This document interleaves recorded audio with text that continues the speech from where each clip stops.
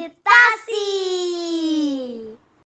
Welcome back to Alphabet Storytime. Today's tale begins with the magnificent, musical letter M.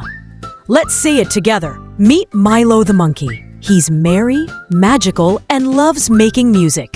He lives in a mango tree near the Misty Mountain.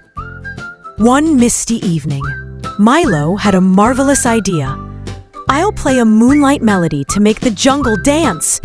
He packed his marimba, microphone, and marched into the moonlight. Milo met a mouse with a mandolin so sweet. A moose made art with marshmallows a treat. A mole juggled moon rocks high in the sky. The magic of M makes the jungle come alive. Yes, Milo, Milo, Milo. Finally, Milo reached the moonlight meadow.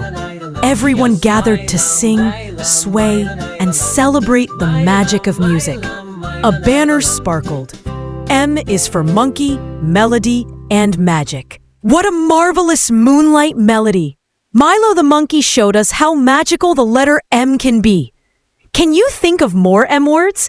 Let's keep exploring.